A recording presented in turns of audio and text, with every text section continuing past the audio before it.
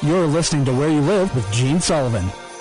Welcome back to Where You Live. I've got guest attorney John Eden from Lebanon Eden on talking to me about two bills being offered in Montgomery County. Before we get back to that and before we circle around with trying to determine what this Christmas movie theme song is, and we will do this, I just want to let you know that I am broadcasting from the True North Painting Studios. The show is brought to you by Extreme Exteriors and American Family Insurance, the Kim Bennett Agency. As an American family agent, Kim believes that there is so much more to insurance than the policy itself. It's about providing you with dependable protection and services. Kim believes that trust and credibility can't be demanded. It can only be earned by what you say and what you do. Give her a call at 651-482-1598 and tell her Gene sent you. It's time now to hear from the Community Associations Institute. The CAI Minute is brought to you by New Concepts Rental Management. Whether you're an accidental landlord or a seasoned investor, New Concepts Rental Management can advise and guide you through every aspect of the business. Give us a call at 952-922-2500. Are you a member of the Community Associations Institute? For nearly 40 years, CAI has provided education and resources to volunteer homeowners who govern community associations and the professionals who support them.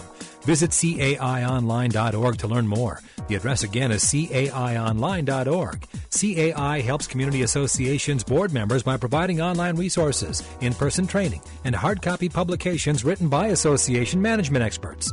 CAI offers community managers professional development, networking opportunities, and a certification program that is established as the industry standard nationwide. Minnesota has its own chapter of the Community Associations Institute to bring resources and tools from community associations around the country right to your home. Visit www.cai-mn.com to learn more and become a member of CAI today. Your community and management company will benefit from your involvement. Join the Community Associations Institute today at cai-mn.com and click on membership. Well, let's hear that music one more time, Chris.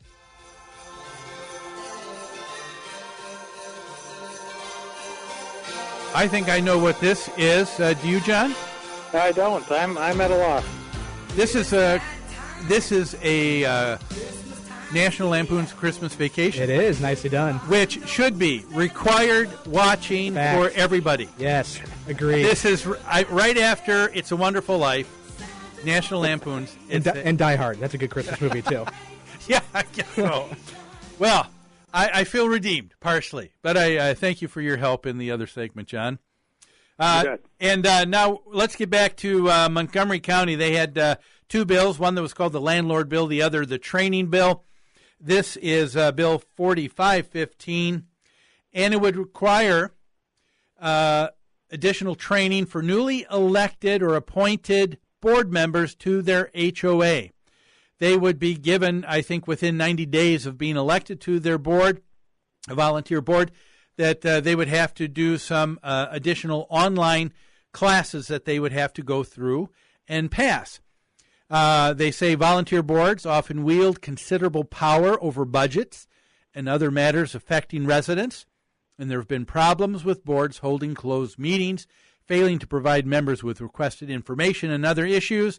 According to residents, therefore, this bill is needed. John, what do you think? Well, I certainly can sympathize with the intent. Obviously, the fiduciary responsibility is great, and more knowledge is better. I see in the industry a lot of attempt to educate boards. Yeah. That said, though, I think that, like the last bill, the question becomes, how are you going to enforce this? And what authority do you have to require these people to do something like this? Yeah. Well, one of the things that they do shed a little bit of light on, they said it would be a 2-hour course. And let me ask you this question. Do you think a 2-hour course is all that is needed for someone to get up to speed to understand their fiduciary responsibility as a board member? Absolutely not. If they have to read, in this case, the Maryland Condominium Act, the HOA Act, the bylaws, the Articles of Incorporation, they're going to be asleep in 10 minutes. Yeah. through their 2 hours. It's impossible to digest that much information. I mean, it's a start, but it's certainly not enough. Now, some of the people who are not for this bill, they say this. They say it's going to discourage residents from wanting to volunteer to serve on their HOA board. People hesitate to give of their time now. This is just an extra burden that will keep people away. What do you say to that argument? I think it's very compelling. I think of volunteer organizations that have requirements like testing and competency. For instance, as an aside, I'm on the National Ski Patrol, and to be on that, I have to be certified and go through a process. But I have buy-in in that process. I want to do that. And are you going to get board members to want to do this enough that they will invest in the process? I think that's going to be the tough sell. Yeah. And I think that's a very good people. People who are going to volunteer are people who have an extra interest. And like you say, they're going to have a buy-in, aren't they? They're going to take the time to know and understand fiduciary responsibility and what would be demanded of them as a board member. Let me ask you this question. With your understanding and experience with countless HOAs that you help with your firm and your business, let me ask you this. Is it your opinion that most HOA boards are or are not thoughtful, reasonable people who do work to know and understand how an HOA works and do so well? My opinion is that most are. I find, however, that it's really dependent on whether they have outside counsel in the form of management company assistance. Often the self-managed association doesn't know what it doesn't know, and that's where you get into trouble if they do that for 10 or 15 years and perhaps finally get some professional advice and find that, oh gosh, we didn't have reserves, or we didn't know that we needed to do this or that or the next thing. I think that people are well-intentioned, and they certainly give it their best, but I think that professional guidance is really, really helpful. Oh, I agree, and I think, and I would agree with you. Most people would agree with you that most find that their HOA works really well. As a matter of fact, I'm reminded of it was the American Enterprise Institute that early this last year came out with an extensive study, taking a look and asking the question, what would be the result of our nation, our country, if HOAs did not exist, kind of the George Bailey thing, And so they came up with one real interesting piece of information.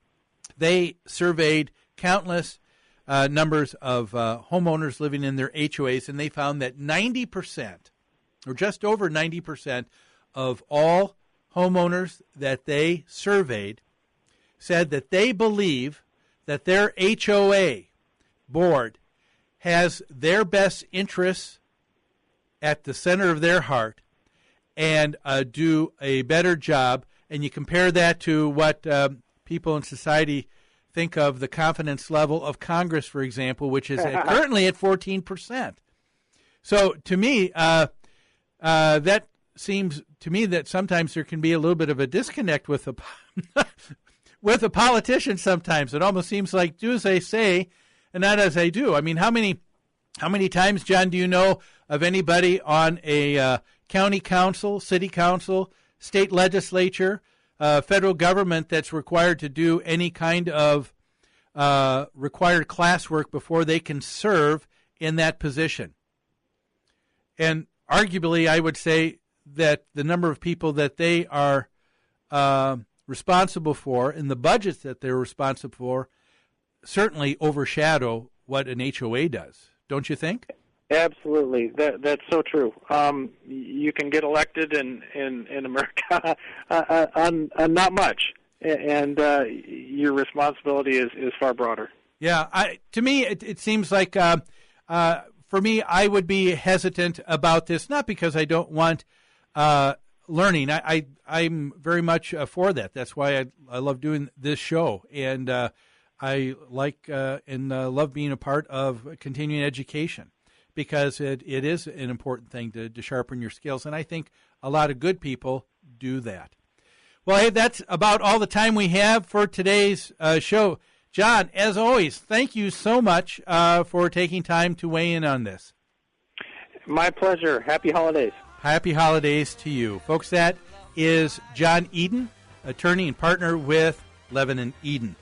Well, you have a great rest of the weekend, and we look forward to having you here next Saturday on Where You Live. Don't you know to be loved by you? How sweet it is to be loved.